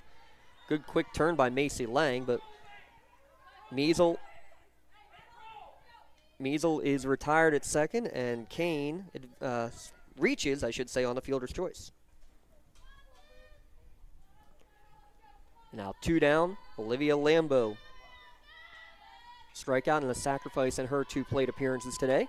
She's first pitch swinging. That one's fisted back foul and out of play. Really had her tied up on the inside part of the plate. That did not look like a comfortable swing. That was a good pitch by Balcom. Yeah. If you can control, as a pitcher, the corners, especially the inside corner, that's when you're going to be successful. Changing speeds, changing locations. Sounds easy. That's what it comes down to. As Lambeau's going to try to bunt for a hit. Look how far up that Maddie Evans was. She was ready for it, took it on 1 hop, and threw it over quickly for the 5-3 put out to end the inning. Last chance coming now for the Spartans. Neshannock leads 4-3. Back in a moment on Lawrence County SportsNet, powered by LCAP. Calling all sports fans. Never miss a moment with real-time alerts, keeping you in the loop when your favorite teams are playing. Get instant updates sent straight to your phone with game schedules, changes, and all the latest news. You can receive important updates and reminders, so you're always prepared for game time. Be the first to cheer on your local teams and show your support. Receive important updates and reminders, so you're always prepared for the game. Signing up is quick and easy. Don't miss out. Sign up now and stay connected to the action. Plus, follow us on social media for live updates, behind-the-scenes content, and community news. Last chance time here from Neshannock High School as the Laurel Spartans trailing 4-3. And what does this game mean? It's first game of the section for Neshannock, second for Laurel, but there's a lot of history between these two teams over the last few years. Jackie Lash has a 14-2 record, Eric, against the Laurel Spartans. Those two wins back in 2021. That's the last time Neshannock lost to Laurel or to any WPIAL team. The only loss in the last 4 years came to Everett in the state semifinals.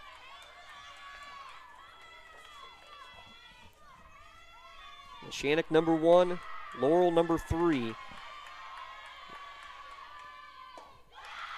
But you said the key to this game and the key to this season is going to be the bottom 3 in the order, Eric, and that's who's up here for Laurel. Yeah, this is a crucial spot here. This is a young part of the season, obviously, but a good chance here for the younger portion or the bottom portion of this order on the young season to get a grip on it and see if they can contribute here. Haley Balcom, Lizzie Pasco, and Alexis Baer due up.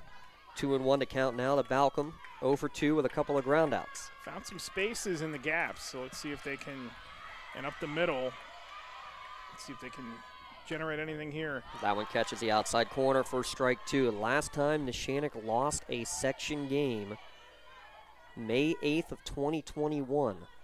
A 9-inning loss here at home to Shenango. 2-2, swing and a miss. Guarded a chase up high. 5th strikeout of the game, and none bigger there for Gianna Paglia. Yeah, when you can retire these batters in order, James, this is what plays into your pitcher. I mean, if you can get them in order and get them, without getting through the order, but maybe 2 times or 3 times, you get the favorable matchup at the end of the game. Fouled back to the screen on the first pitch to Lizzie Pasco. You think that Paglia, when she went out there in the circle, didn't know that the bottom 3 were coming up? Pound the zone, throw those strikes, right, Eric? Couple of ground outs, only 1 single among the 3, and that was Baer back in the 3rd. But she was ultimately thrown out at second base, so it still worked out for Neshannock at that point. That one's foul, tipped back to the screen. Quickly 0-2. Pasco had an RBI double yesterday. Scored a couple of runs. This time just trying to find her way on base. Alexis Baer sitting in the on-deck circle. Paglia, 86 pitches coming up here. This is her 86th pitch. Good, strong effort for her today. 0-2, line drive up the middle. It's going to fall in. Tying run is aboard in the form of Lizzie Pasco. And so now the question again, how aggressive are you on the base pass? Are you playing sacrifice to get it to the top of your order here? These are the questions that will be going through the mind of the Laurel coaching staff. Good piece of 2-strike hitting, though, going right back where it came from. And now Alexis Baer to the plate with 1 down. Catches the outside corner for strike 1. Pasco had 3 swiped bags a year ago. Again, this team loves to steal. 9 stolen bases yesterday. Over 60 a year ago. The 0-1. Swing and a miss.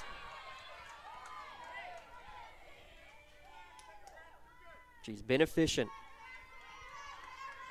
Even if Baer is able to get on here, though, Pancher is 0 for 3 today with 3 strikeouts. So, and Macy Lang has not been able to get on either. So the matchups still favor Paglia.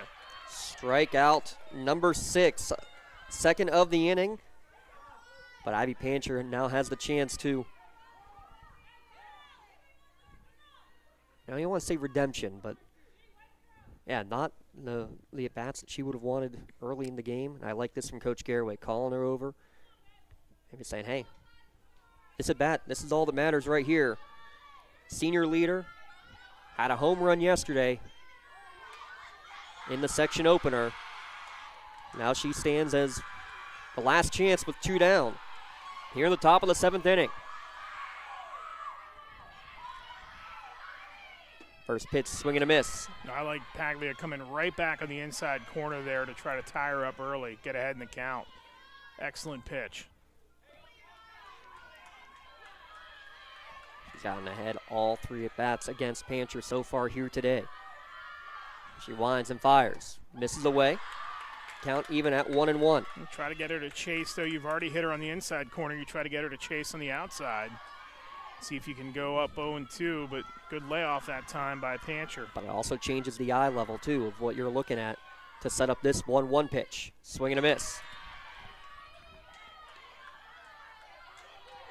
Spartans now down to their final strike.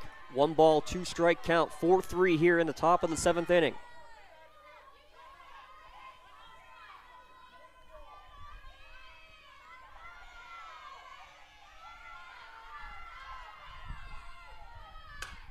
Line drive, but foul. Good job to stick the bat out there, Eric, and just get a piece of it and stay alive. Yep, try to stay alive. And also, you got to note here, too, James, this wind really is starting to kick up, and it is going hard from right to left now. Yeah, not coming in as much either. Something in the air. Anything's possible. Checks the wrist coach. Here's the 1-2. Just misses upstairs. Trying to go inside corner again. A little lower. Pancher might have thought she'd had a good swing at that and would have tied her up again.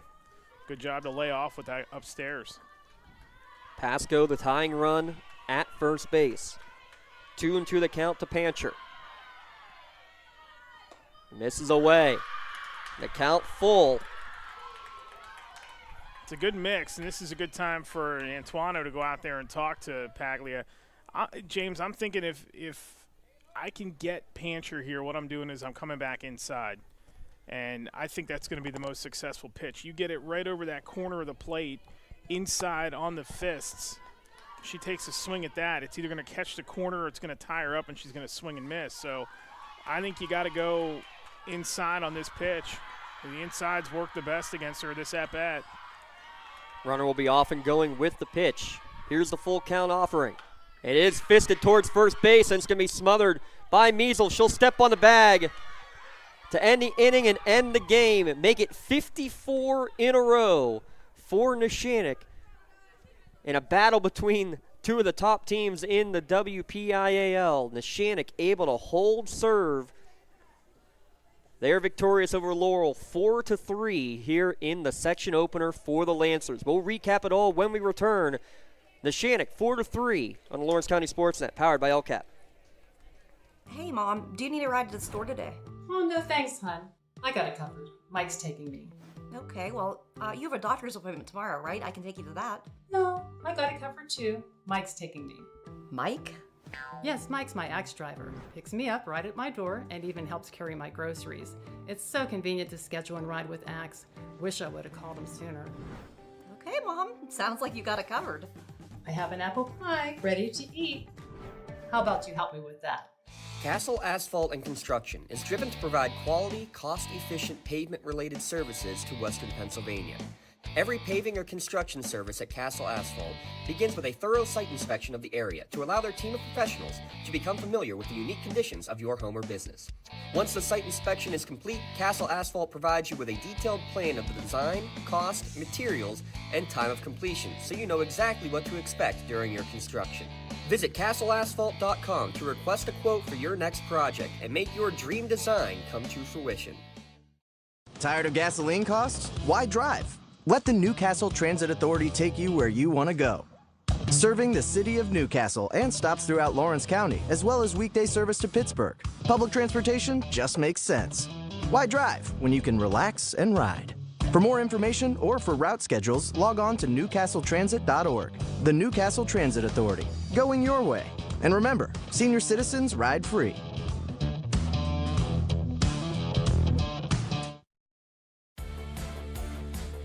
Attorneys Parada, Jones, and McCree are dedicated to giving their clients the best chance at a positive result. From personal injury, criminal and corporate law, real estate, municipal law, to wills and estates, their team will work with you through every step of the legal process.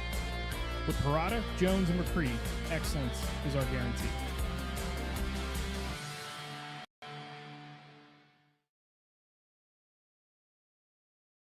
Works in Progress Painting wishes a successful and satisfying season to all the Lawrence County sports teams and athletes. Work hard and bring honor to your team, school, and family in how you play. Joe Wright and his family have been providing painting, window cleaning, and other property services for business and homeowners in the Lawrence County area for over 10 years. Their goal on every project is to provide a meaningful service that honors their customer, God, and their family, and to have fun while doing it. Works in Progress is now booking interior painting projects for both residential and commercial projects. Call Joe today at 724-714-4294 to discuss your next project.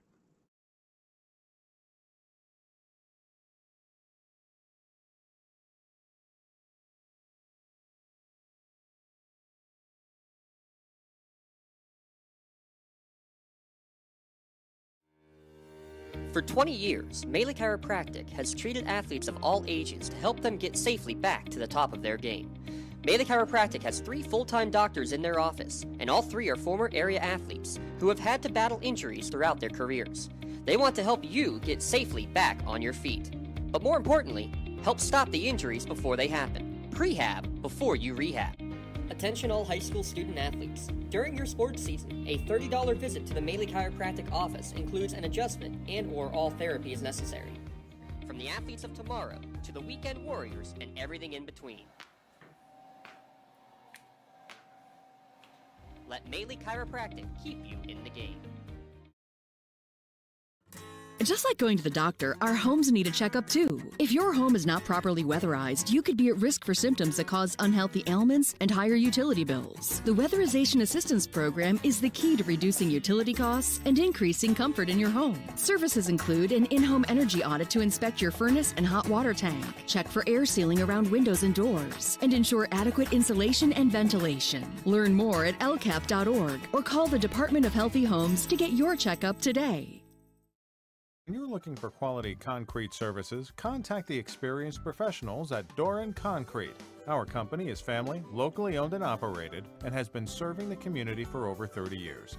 Get residential or commercial concrete services for any size job. Our skilled professionals offer prompt and reliable services at an affordable price. We believe in the principles of honesty, integrity, and reliability. Get in touch with us for exceptional concrete services at prices that you can afford. GEM building contractors and developers have a proven record of performance on any size project. They bring value, local craftsmanship, expert management to meet any challenge.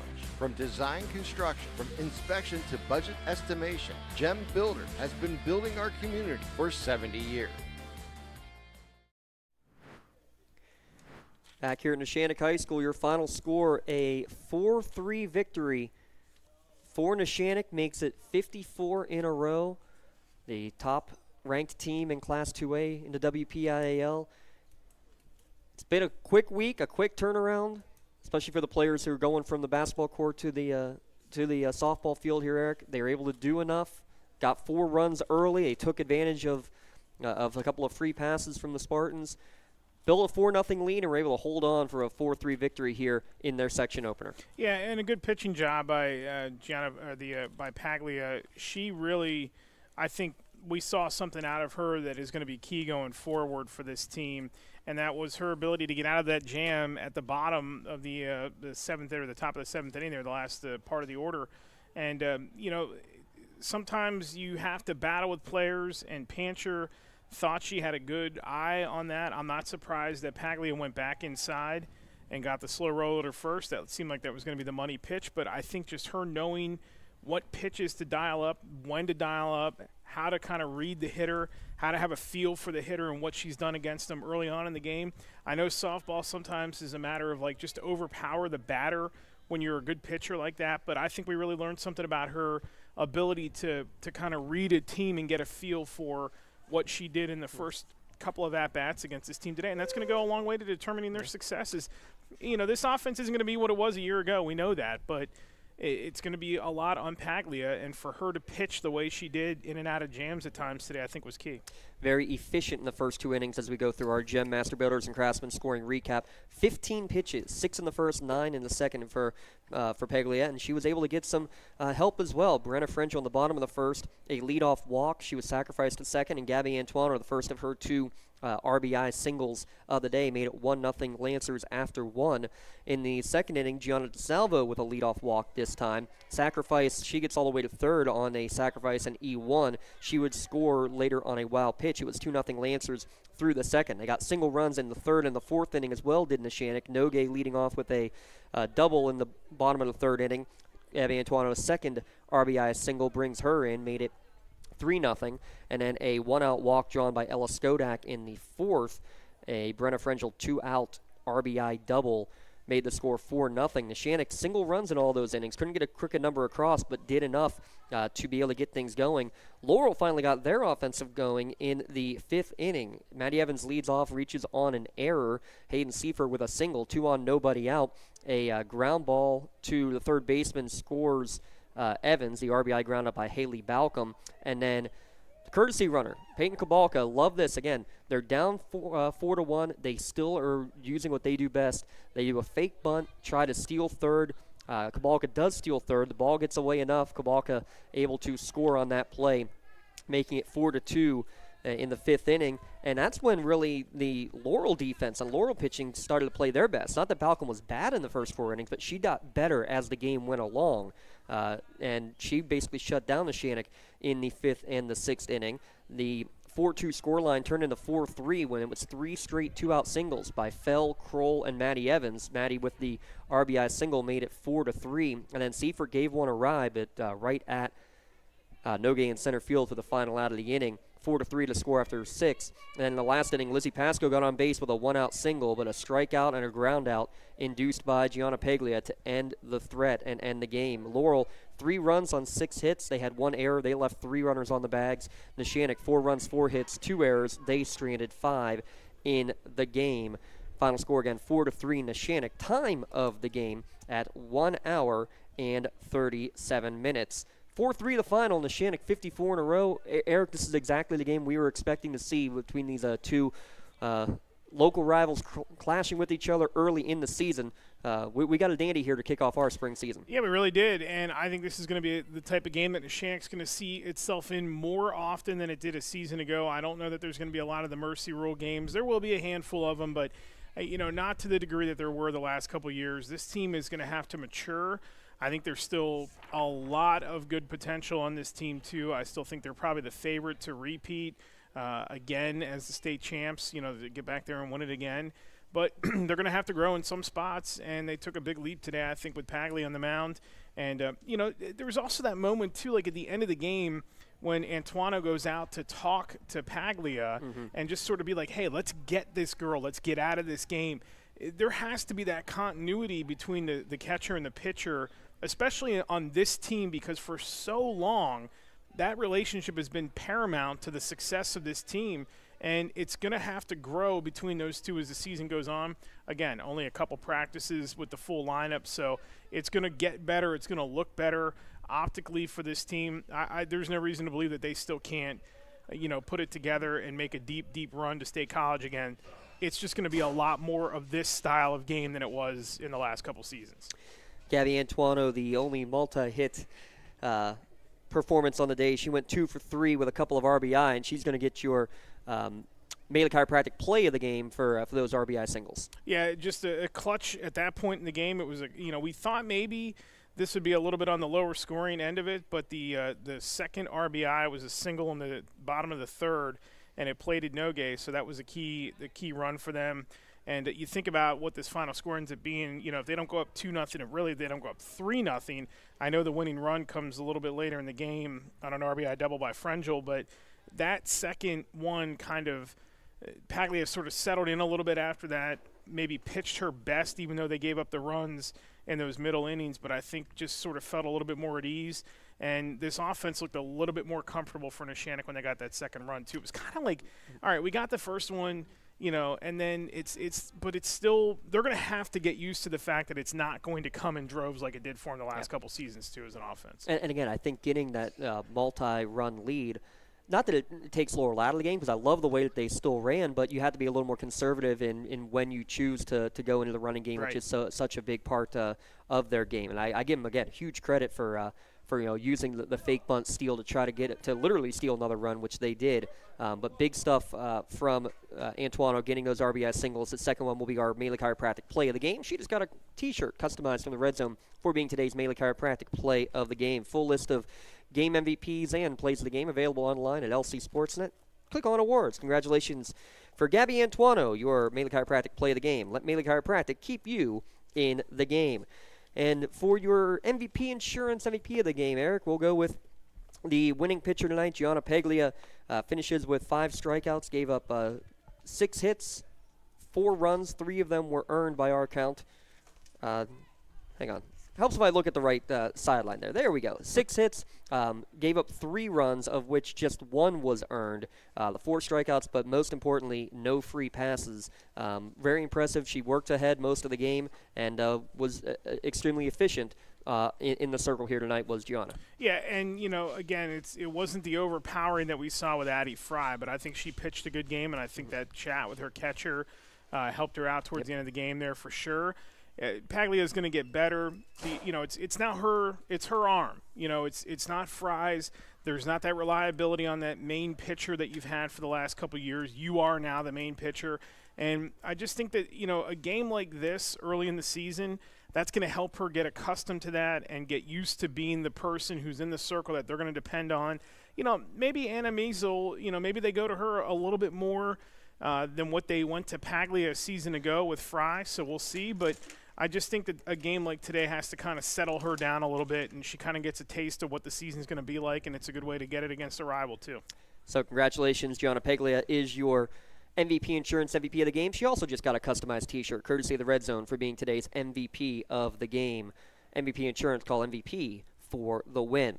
Final score one last time, 4-3. Neshannock defeats Laurel here in the section opener for Neshannock. They're 1-0. Laurel now 1-1 in section play. We'll be right back at it here in the section tentatively on Friday. Unfortunately, weather not looking good over the next no, it is not. 5 or 6 days, but we're scheduled to be at Shenango on Friday for their section game against Riverside, and then we will be on the turf at Mohawk on Monday. That was a Mohawk Elwood City game in Class 3A scheduled on Wednesday, and then we'll be officially on the baseball diamond, again, tentatively with the weather, right here at Neshannock as Neshannock takes on Laurel on the baseball diamond coming up. That's on Tuesday. Monday's at Laurel. We'll be here for the second game of that series, again, in theory.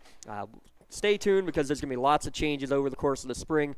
Welcome to the fun of the spring sports rescheduling season. Just stay tuned on the website because Eric's going to help us keep everything lined up pretty well here. Just hope that Monday is a good day and we can get some sports in on Monday because the rest of the week next week right now does not look great.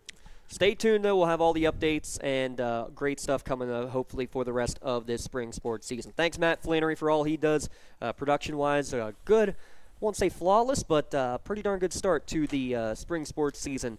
And we'll have plenty more coming your way over the next few weeks here at lcsportsnet.com. From my broadcast colleague Eric Thomas and Matt Flannery, our producer, I'm James Dotson saying so long, and stay tuned for more spring sports action here tonight. Neshannock, a 4-3 victory in the section opener. They defeat Laurel and make it a 54-game winning streak. Have a good night, everyone.